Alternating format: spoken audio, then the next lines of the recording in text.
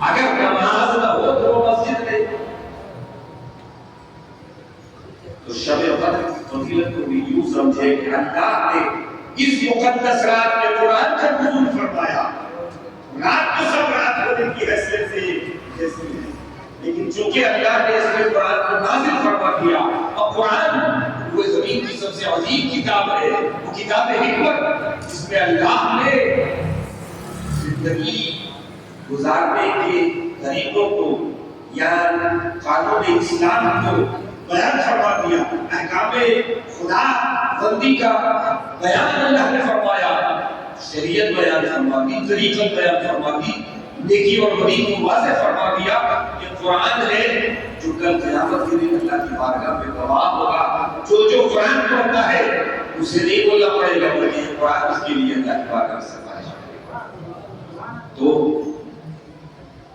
یہ بابرکت شب اور کچھ بھی نہ جانے صرف اتنا سمجھے کہ قرآن کا اب مفسرین کرام نے فرمایا کہ چونکہ قرآن کا نزول تو دھیرے دھیرے ہوتا تھا، جیسے ضرورت ہوتی تھی کی ویسے احکام نازل ہوتے، جیسے ضرورت دین کی پیش آتی حکم نازل ہو جاتا، حکم نازل ہو جاتا. کبھی ایک آیت، کبھی دو آیت، کبھی چار آیت، کبھی ایک سورت.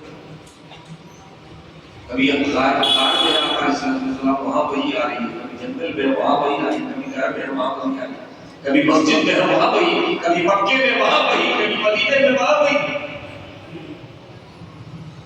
ضرورت کے مطابق، دین کی ضرورت کے مطابق وہی کا نزول ہوا. لیکن فرمایا اللہ نے کیوں فرمایا کہ لیلۃ القدر میں قرآن نازل ہوا؟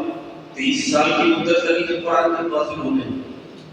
وہ فرمایا کہ لوح محفوظ سے آسمان دنیا پر ایک مرتبہ میں نازل ہوا، اور پھر وہاں سے جیسے اللہ کا حکم آتا گیا وہی کا نزول ہوا. سمجھ گیا؟ تو یہ شب قدر میں لوح محفوظ سے آسمان دنیا پر قرآن کا نزول ہو گیا ایک مرتبہ. یہ مفہوم ہے سر.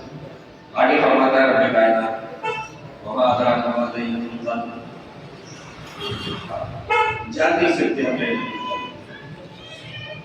اتنی اہمیت ہے کہ ہم اس کی اہمیت کا اندازہ ہی نہیں لگا سکتے.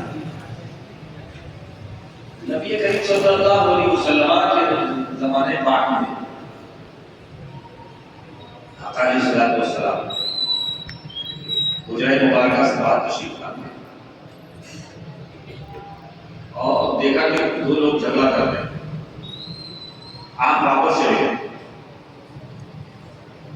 اور پھر صحابہ سے فرمایا کہ میں شب قدر بتانے گیا تھا،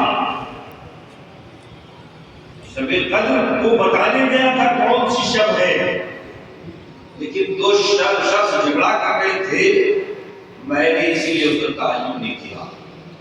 اور پھر زندگی میں کبھی آقا علیہ السلام کو تعین نہیں فرمایا. اور پھر فرمایا کہ رات کو تلاش کرو. اب رات میں تلاش کرنے کا مطلب یہ ہے کہ تلاش کیسے کریں گے؟ کوئی آلہ اور پیمانہ تو تلاش کرنے کا ہے نہیں.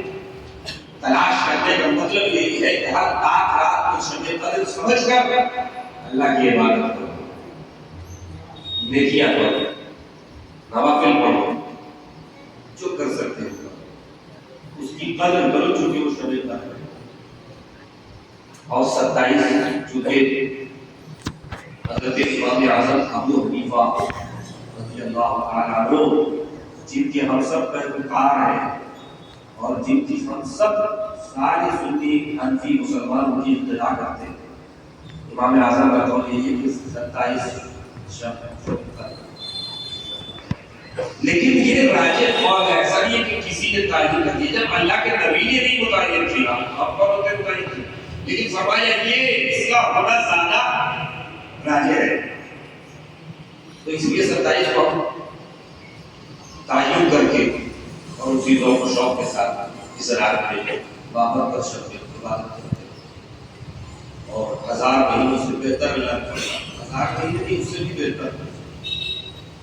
1000 مہینوں جب گنتی لگائے گا 84 سال کچھ مہینے ہوتے ہیں. چونکہ بنی اسرائیل کے لوگوں کی عمریں بڑی لمبی ہوتی تھی، ہماری عمر بہت 70 سال 80 سال کے اندر جیت ہے زیادہ سے زیادہ طبیعی جو عمر ہے آقا صلی اللہ علیہ وسلم کی امت کے لوگوں کی وہ 70 سال طبیعی عمر، یعنی اسی ایوریج میں لوگ رہتے ہیں. مطالعہ تو کوئی نہیں کر سکتا، موت کو کوئی نہیں جانتا، لیکن طبیعی عمر یہ پرزے ڈھیلے ہو جاتا انسان کے 70 سال کی عمر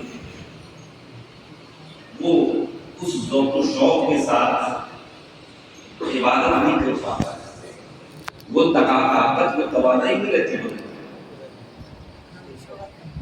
جوانی والا جذبہ وہ نہیں ہو سکتا بڑھاپے کا.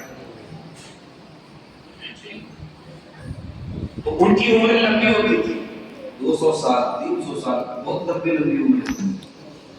تو ایک اللہ یہ ولی تھے بنی اسرائیل میں حضرت شمعون جن کی عمر 1000 سال.